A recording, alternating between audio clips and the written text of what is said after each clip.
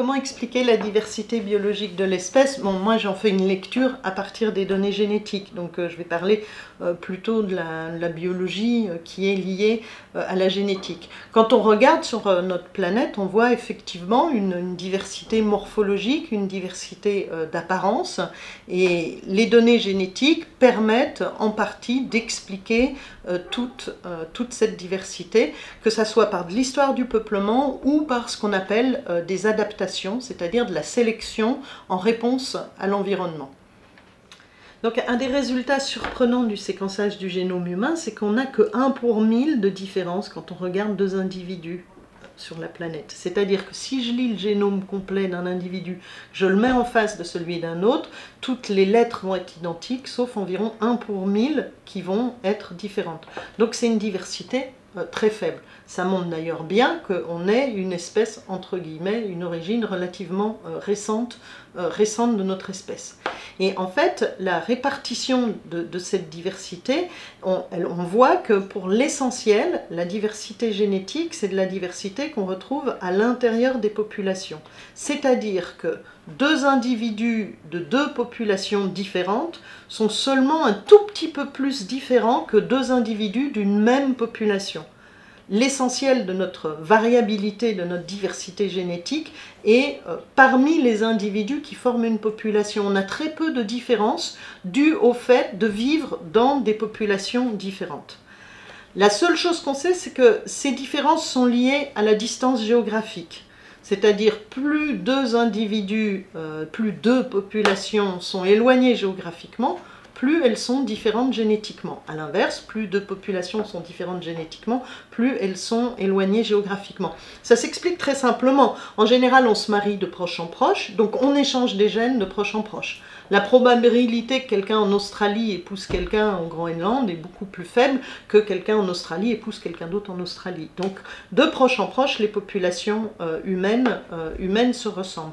Néanmoins, on voit une structure géographique. Et il y a des zones du monde où ces différences géographiques sont un petit peu plus fortes. Il y a, entre guillemets, des barrières aux migrations. C'est le cas, par exemple, du Sahara, où les populations entre le nord et le sud du Sahara sont plus différentes que ce qui est attendu du fait de la géographie, de la même manière avec l'Himalaya.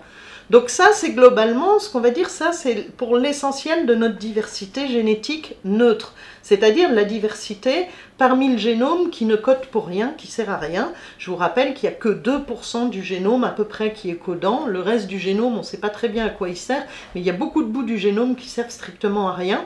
Donc, ces bouts du génome qu'on dit neutres, ils sont différents du fait de l'histoire du peuplement.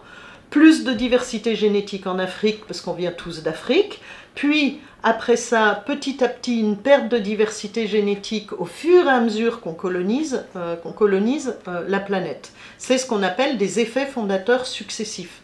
C'est-à-dire, vous avez un groupe d'individus qui arrivent à un endroit, ils amènent leur fond génétique, et il y a un petit groupe qui part un peu plus loin. Par définition, il ne peut pas emmener toute la diversité génétique qu'il y avait dans le groupe mère. Donc, on a une perte de diversité génétique de proche en proche, plus on s'éloigne de l'Afrique.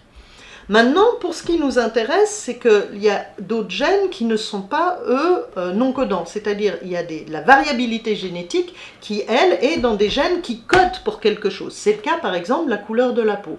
La couleur de la peau, on sait que la couleur de la peau résulte de l'adaptation locale.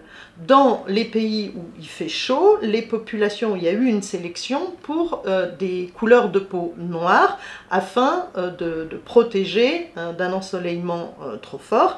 Et à l'inverse, dans les populations de latitude élevée, on a eu une sélection pour des couleurs de peau claires pour aider à l'assimilation de vitamine D.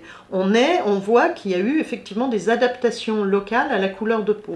Un des exemples qui montre le mieux ce phénomène-là, c'est ce qu'on appelle les maladaptations. Quand les Anglais sont allés coloniser l'Australie, on voit à l'heure actuelle qu'il y a des très forts problèmes de cancer de peau en Australie. Les populations de peau blanche sont peu adaptées à vivre dans un environnement aussi ensoleillé. A contrario, les enfants de couleur de peau foncée qui naissent en France, il faut les mettre sous une lampe à UV à la naissance pour éviter l'espèce de mini-hépatite du nourrisson, parce qu'ils ne sont pas adaptés à si peu d'ensoleillement. Alors, donc, on a des adaptations comme ça pour la couleur de la peau. On a pu montrer qu'il y avait d'autres adaptations récemment, par exemple l'adaptation à l'altitude. Ça a été montré chez les populations tibétaines. Vous savez tous que la Chine a envahi le Tibet, et donc pour envahir un pays, en général, la Chine fait une politique démographique offensive, donc ils ont demandé à plein de Chinois de s'installer au Tibet. Or, il a été remarqué qu'il y avait énormément de problèmes pour les femmes chinoises au moment de la grossesse et aussi au moment de la naissance des nourrissons, qui souffraient d'un problème lié à l'altitude. Et effectivement, en regardant dans les données génétiques, on a pu voir qu'il y a des facteurs génétiques dans les populations tibétaines qui permettent leur adaptation à l'altitude. Il y a eu de la même manière une adaptation à l'altitude dans les populations des Andes. Ce n'est pas les mêmes gènes qui ont été sélectionnés. Et il y a des chercheurs qui travaillent à l'heure actuelle sur l'adaptation aux populations en Éthiopie. Donc on voit que sur ce fond génétique, il y a peu de différence entre les populations. On a des bouts du génome très rares, mais des bouts du génome qui montrent des différences très fortes, parce qu'ils sont le signature d'adaptation locale. D'adaptation locale, donc par exemple à l'ensoleillement, adaptation locale à l'altitude. Donc en fait c'est intéressant de voir que c'est seulement quelques bouts du génome qui correspondent à des adaptations locales. Parce qu'avant qu'on ait les données génétiques, on pensait que les hommes étaient beaucoup plus différents que ça. Vu que tout ce qu'on avait, c'est le principe de l'anthropologie du 19e siècle, c'était essentiellement la couleur de peau, ou la forme du corps. Donc on avait l'impression que les êtres humains étaient très différents, notamment d'un continent à un autre. Et ça, en fait, la génétique a permis de montrer, mais très tôt, que ça n'était pas le cas. En fait, ça a été démontré dès la guerre de 14-18, avec les groupes sanguins, où on s'est rendu compte que pour transfuser, il fallait des individus de groupes sanguins compatibles, et que pendant la guerre de 14-18, comme il y avait des contingents d'armées qui venaient de toutes les colonies, vu que c'était des guerres entre des empires coloniaux, il y a des médecins qui se sont mis à mesurer les fréquences des groupes sanguins dans les différents contingents de l'armée. Et après, ça a été refait, bien sûr, après la guerre. Et là, le résultat était surprenant, parce que d'après ce qu'on savait de l'époque, on se serait attendu à trouver un groupe sanguin en Europe, un groupe sanguin en Asie et un groupe sanguin en Afrique. Et en fait, on s'est rendu compte qu'on retrouvait les 3 groupes sanguins dans quasiment toutes les populations du monde. Que les différences, c'était juste des légères différences de fréquence. Et donc, de la même manière, finalement, maintenant, les données génétiques que l'on a maintenant, qui sont très précises, confirment à chaque fois cette idée-là. Pour l'ensemble du génome, il y a très peu de différences. On ne peut pas former de groupes très distincts les uns des autres. Il y en a quand même suffisamment. Il y en a des liés à l'adaptation, il y en a des liés au hasard, qui sont liés à l'histoire du peuplement. Mais pour l'ensemble, finalement, la perception qu'on avait de la diversité humaine juste à travers la couleur de la peau au 19e, il a fallu complètement la revoir à la lumière des données génétiques. La génétique a quand même ses limites. Par exemple, on travaille sur la taille chez les pygmées. On sait que les pygmées sont des populations de faible stature. Ils mesurent en moyenne 1,50 m à peu près, donc ils sont beaucoup plus petits que les autres populations autour. On sait que la taille, c'est un caractère qui est très codé génétiquement par un grand nombre de gènes. Et ben, on n'a toujours pas trouvé pourquoi les populations dites pygmées sont plus petites. On travaille dessus là, au laboratoire depuis plusieurs années.